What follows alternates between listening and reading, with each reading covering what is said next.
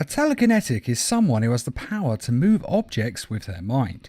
Now, there are different kinds of telekinetics. There are telekinetics, who can only control the ground, hydrokinetics, who can only control water, pyrokinetics, who can only control fire, and some can only move metal, air, or other things. But the best and most powerful telekinetics can control everything with their minds. And these are the ones that we're going to focus on. Now, although the power of moving things with their minds is what a telekinetic is known for, there's actually a lot of other powers that this ability grants them, such as breathing underwater. Now, water is made of H2O, which is hydrogen and oxygen. Everyone knows that, it's very common knowledge. And we also all know that we need to breathe oxygen in order to stay alive. And the reason we can't breathe underwater is because the oxygen we need is mixed in with the hydrogen, and human lungs can't breathe that in. We don't have gills after all. But a telekinetic can separate the oxygen molecules from the hydrogen molecules and then breathe them, basically moving water around to make a big bubble of breathable air underwater, allowing a telekinetic to breathe underwater pretty much indefinitely because there's quite a lot of oxygen down there. Invisibility. Now, as telekinetics can move everything that's around them, they can also move the light. After all, light is just made of waves and particles, and telekinetics can control both of those. So a telekinetic should be able to fold the light around their bodies, thus making them invisible. After all, if light doesn't bounce off our bodies, we can't actually be seen, at least not with human eyes. Of course, the person making themselves invisible would also be blind, because if there's no light hitting their eyes, they won't be able to see, as we need light to refract off our eyes in order to see. We're only human at the end of the day. But they could still use their telekinesis to feel the world around them, kind of like a radar. So being blind probably wouldn't be that much of an obstacle for them. And besides, even if a person did turn blind when they turned invisible, well, still got plenty of uses. Yeah, it's a huge drawback, but there's still plenty of uses for it. Omnipresence. Now, as I said, a telekinetic can use their powers to feel the world around them, like having a little radar. It's basically like having hundreds of hands all around their body that can reach around and feel everything around them, giving them a feel for the whole of the room. This is of course on top of their normal senses, and it would give a telekinetic a kind of omnipresence all around them at all times, because they would always know what's going on, meaning that no one would be able to sneak up on them or surprise them. Although I imagine this would take a lot of practice to use every single day. I mean, using it every now and then, sure, people could learn. But having it going constantly all day so you know what's around you, well, that would be difficult, but not impossible to learn. And if omnipresence does sound a little bit confusing to you, don't worry, just think of it as spider sense, because that's essentially what it is, which would be very useful. I mean, how many people do we hear about that die in accidents? I mean, we all make that same joke of, well, you might as well do whatever you want, you might get hit by a bus tomorrow. And the reason you get hit by a bus is because you don't see it coming. But if you've got omnipresence, well, you'll always see it coming. So this would actually be really useful in day-to-day life. Transmutation. The entire universe is made up of elements that exist all around us. These are hydrogen, carbon, oxygen, and all the other ones that are on the periodic table. Now, we all know this, it's very, very common knowledge, but these things are the building blocks that everything in the universe, including our own bodies, are made from. And the reason things around us actually look different is because they just have different amounts of all of these different elements in different orders. Put simply, if you took a piece of lead or coal and moved the elements, molecules and electrons around a bit, you can just turn that into a diamond. And a telekinetic can move all of those things at will, meaning they can turn anything into anything else. They could easily turn a pencil into a diamond pencil. They can practically make gold out of thin air just by mixing the different elements that are in the air around. I mean, this is a pretty useful ability for fairly obvious reasons. And the only difficult part is that a telekinetic would have to know the correct composition of the elements, electrons, and molecules. But you could learn those things. I mean, we do actually know a lot of the compositions. And this power is still insanely useful, as a telekinetic can basically get any resources they want. I mean, imagine how great it would be to be able to make gold out of thin air.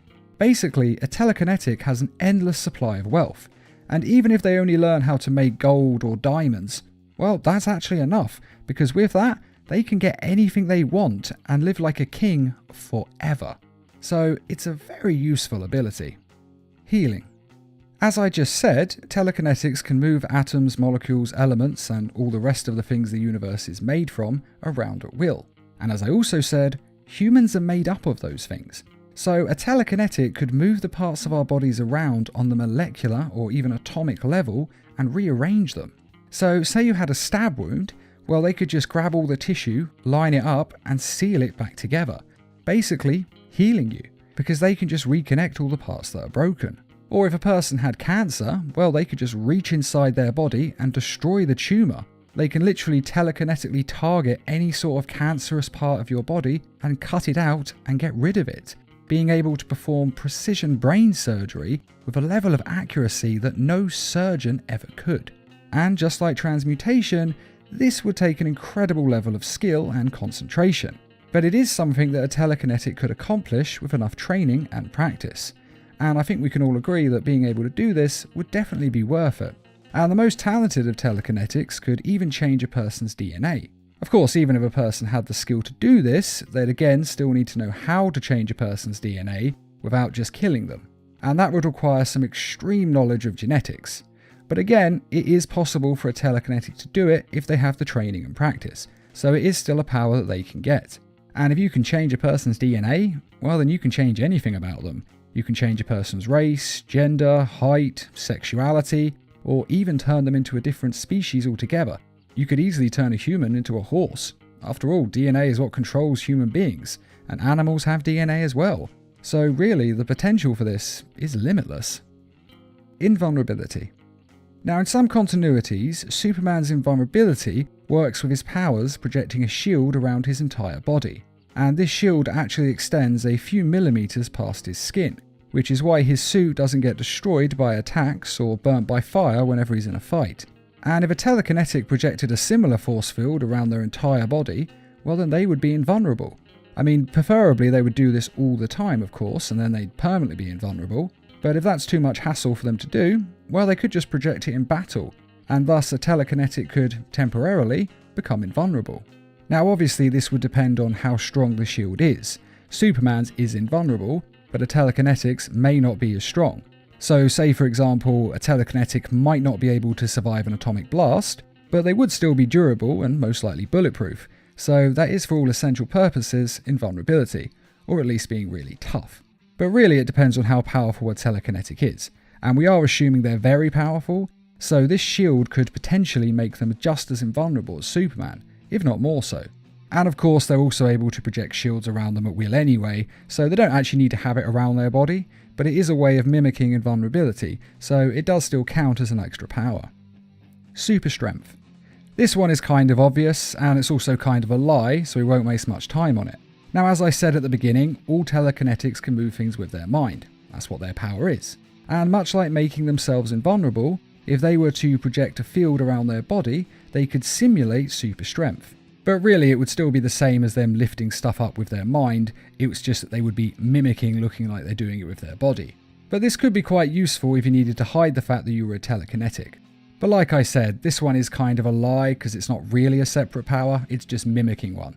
But still, I thought it was worth mentioning. Fire powers. Now, fire needs three things in order to exist. That is, oxygen, fuel to burn, and heat. This is the triangle of fire. Most of us learn about it in primary school. Now, there is oxygen all around us, and also fuel all around us, in the form of oxygen, hydrogen, and other burnable gases, and other burnable things that are just around us in general. So all these things need is heat, and then you could create fire. And since a telekinetic can create heat whenever they want, they can basically create fire powers, setting fire to anything around them, or just creating blasts of firepower, much like the Human Torch does, by igniting all the elements that are in the air. And the reason they're able to generate these heat at any moment is because heat is actually just things moving fast. We can't actually see it, of course, but when things heat up, all the molecules and elements just start moving faster and faster and faster. So a telekinetic can make them move faster at will, meaning they're able to generate heat wherever the hell they want at any given time. And since we're surrounded by things that can be turned into fire, they essentially have fire powers. And they also have ice powers. Now this works in exactly the same way as the fire powers. Just as heat is caused by movement, the cold is caused by a lack of movement. So this means that if a telekinetic stopped all the atoms, electrons and molecules around them from moving, then they could instantly create ice. In fact, they could actually create absolute zero in an instant, which would mean they could freeze water instantly and basically freeze anything pretty much instantly. They'd even be able to freeze a person's body solid. In fact, they might be able to freeze it faster than absolute zero, because if you stopped everything from moving inside a person's body, it would instantly turn to ice. So this is an extremely dangerous power to have, but like most of the powers on this list, it would be very difficult to do. Fire and ice would both require extreme amounts of concentration and practice. But again, we're talking about really powerful telekinetics, so they're very possible abilities. Lightning. Now, lightning is a static discharge of electricity. Now, that's the sciencey way of saying that if you build up enough static energy, then it would be discharged in the form of a lightning strike, which a telekinetic can. They are able to move things around and build up a static charge, and then they can release that charge in the form of lightning. Now, they might not be able to do a full-on lightning storm like Thor can produce, but a telekinetic should still be able to move the molecules in the air, statically charge them up, and shoot electricity at people, much like the Sith Lords do in Star Wars. And I have to say that I've always thought this is one of the best superpowers there is. It's one of my personal favourites, because I think it just looks so cool to electrocute people like this.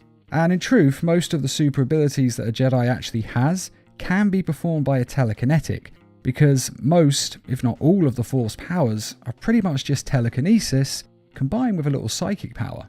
So if there's anything you can think of that a Jedi can do, basically a telekinetic should be able to do it as well. Apart from some of the mystical magical stuff, of course. And that is all the extra superpowers that a telekinetic has. Or at least all the ones that I could think of to put in this video. Because telekinesis is one of the most versatile superpowers there is. And it has a lot of different applications. And I do mean a lot. It's virtually limitless in some respects. So if you can think of any more abilities that a telekinetic would have, please let us know in the comments. Along with your reasoning on why they would have this ability, of course. And I'd just like to quickly remind everyone that we have some merchandise available on our store, and to say thanks to all of you who have donated to the Needle Mouse Productions page on Patreon. And as always, thanks for watching, and feel free to subscribe, share, like, and comment.